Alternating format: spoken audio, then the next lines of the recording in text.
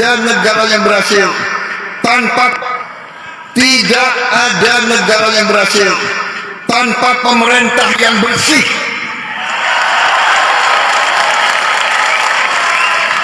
Karena itu saya bertekad memimpin pemerintah Republik Indonesia yang bersih.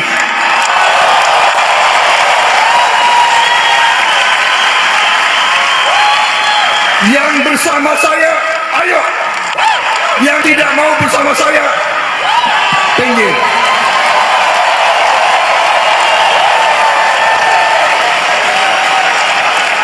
Mari kita bekerja untuk seluruh rakyat Indonesia.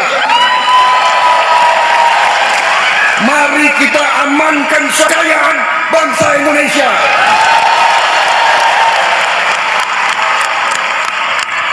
Mari kita wujudkan cita-cita pendiri bangsa kita. Impor legalnya berapa, impor ilegalnya gila. Dan kita tahu itu semua di backingin. Ada backingnya semua. Lo makanya, ya itu tahu tuh betul kan? Iya. Nah ini yang kita lawan sekarang.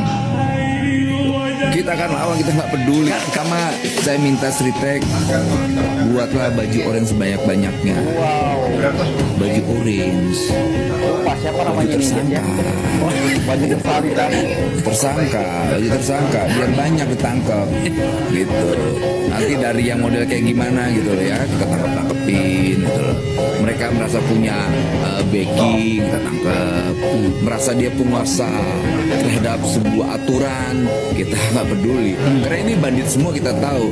Ini udah sindikat mereka ini, udah sindikat. Kalau ternyata itu menyangkut dengan perilaku pemerintahan sebelumnya gimana, bro? Nggak peduli. Ini tidak bicara yang kemarin, kita mau bicara ke depan. Ini kan bicara tentang Indonesia ke depan, bukan Indonesia ke belakang. Kita tangkap. Kalau nggak sih lebih milih dipecat lah. Kalau nggak bisa memberantas manusia ini para berdebah ini.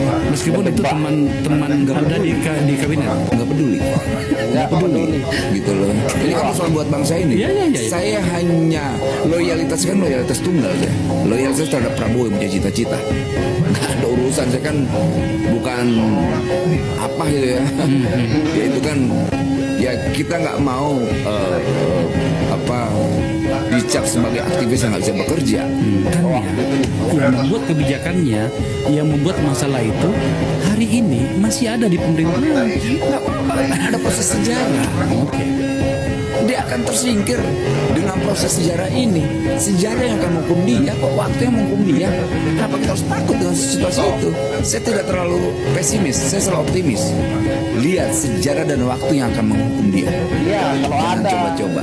Ini pemerintahan Prabowo itu punya ketegasan yang luar biasa. Dia udah wakafkan tuh hidup dan nyawanya buat bangsa ini. Artinya Anda ingin memastikan di hadapan kita semuanya, Pak Ketua yang membuka ini bahwa ini akan sampai di meja Presiden. Bukan sampai lagi, nggak lama lagi ada yang ditangkap udah. Wah, jangan kayak kelamaan lagi. Nggak lama lagi. Iya. Nggak lama lagi kita lihat dari penegak hukumnya sampai apa yang bermain-main lah di sini. Oke, terakhir. Ya, itu komitmen daripada Presiden Prabowo tentang korupsi. Kita sebagai masyarakat Indonesia sangat senang apabila pemimpin seperti Presiden punya perhatian sangat besar terhadap korupsi, karena korupsi ini sangat menghancurkan. Dan saat ini secara budaya, secara sosial, korupsi itu sudah dianggap sebagai sebuah budaya, sebuah kebiasaan, sehingga kemudian masyarakat menganggap bahwa ketika korupsi itu dilakukan itu dianggap biasa. Dan ketika ada orang yang memberantas korupsi, itu muncul pemikiran-pemikiran yang pesimis, yang apatis untuk menumpas korupsi itu, karena korupsi itu sudah puluhan tahun coba untuk diberantas, tapi susah untuk diberantas karena sudah menjadi budaya, dan inilah yang menyebabkan Indonesia sulit untuk maju. Saya kira saya sepakat dengan Bapak Presiden.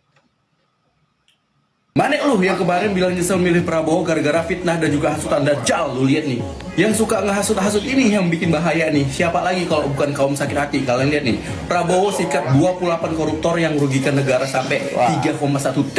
Gak sampai 1 bulan Pak Prabowo menjadi presiden, koruptor pada kocar kacir. Salah satunya siapa? Siapa lagi kalau bukan Tamlembong, agen perubahan, duta peringatan darurat, bestinya Abah Burkun. Dan lebih kocaknya lagi apa? Bisa-bisanya seorang Imam Mahdi palsu memberikan semangat ataupun doa kepada koruptor. Sama aja, Abah sama anak sama aja. Bisa-bisa seorang koruptor malah dibela.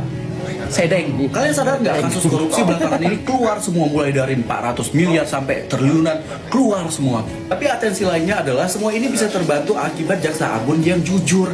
Terima kasih banyak Jaksa Agung, kalian sudah mengembalikan kepercayaan rakyat kepada kalian. Terima kasih buat Pak Burhanuddin, Pak Prabowo, sikat terus Pak. Dan tahu nggak kalian sampai judul pada diberantas loh, wah keren banget. Satu lagi Pak, terapkan hukuman mati untuk para koruptor atau sahkan rancangan undang-undang perampasan aset. Setuju nggak? Baru 10 hari menjabat, Bapak Prabowo Subianto sudah bisa menangkap 28 koruptor kelas kakap di negara kita, guys. Wow. Dan buat orang yang bilang, terus selama ini 10 tahun ini kerjanya si Mulyono ngapain? Stop bilang begitu ya, stop. Jadi kalian pikir selama ini Bapak Jokowi itu enak-enakan gitu, nggak kerja? Salah guys, salah. Dia itu yang ngelis nama-nama koruptor dan Pak Prabowo yang mengeksekusi, kerjasama yang luar biasa. Bukan karena Pak Jokowi itu tidak bisa kerja atau apa, karena Pak Jokowi itu diawasin ketua partai. Karena Pak Jokowi itu bukan yang punya partai itu.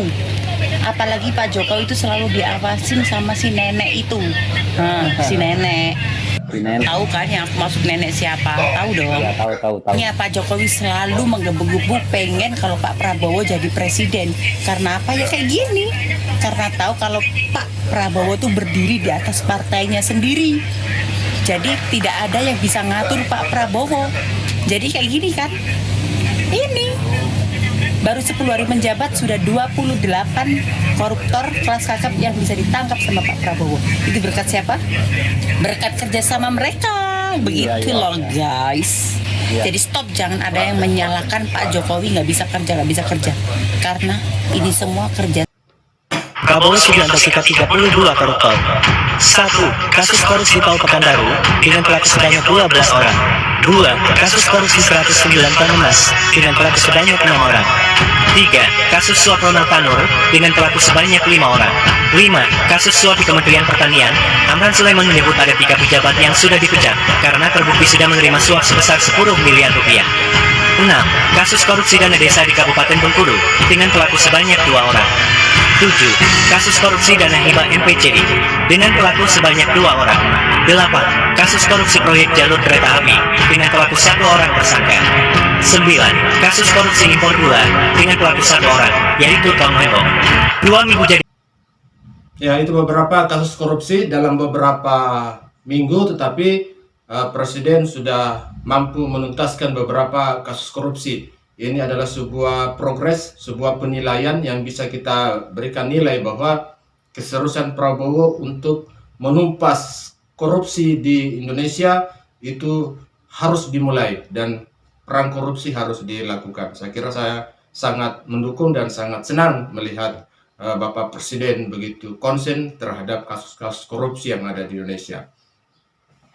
Ya, itu tadi komitmen daripada Bapak Presiden tentang pemberantasan korupsi di Indonesia, dan sebagai masyarakat kita akan mengawal kinerja daripada Prabowo dan selalu mendukung Prabowo dalam menjalankan pemerintahannya yang bersih dan memberantas kasus korupsi.